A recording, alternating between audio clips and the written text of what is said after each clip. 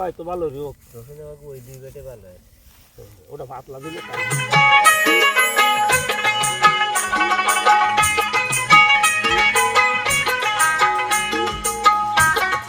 কি বলেছিলাম, বিনা চাষে রসুন সম্ভব। অর্থাৎ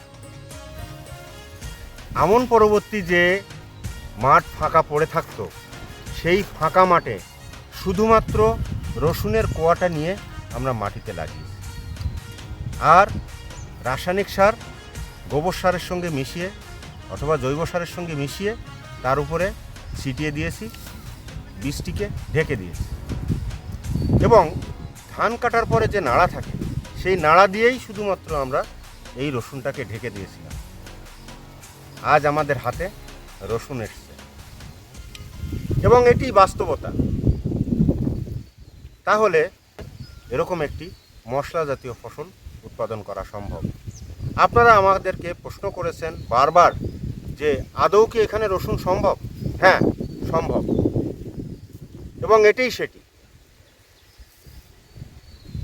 আশা করব আপনারাও এই উপকূলীয় অঞ্চলে আমন পরবর্তী যে নরম কাদামাটি আছে, সেখানে রসুনের দানাটি লাগিয়ে এরকম একটি মশলা জাতীয় ফসল যদি আমরা উৎপাদন করতে পারি, তাহলে আমদানি নির্ভরতা কমিয়ে আমরা এই মশলা জাতীয় ফসলে স্বয়ংসম্পূর্ণ হয়ে পরিবার এবং দেশকে সমৃদ্ধশালী করতে পারব।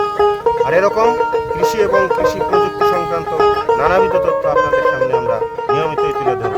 ততক্ষণ পর্যন্ত স্বপনের সঙ্গে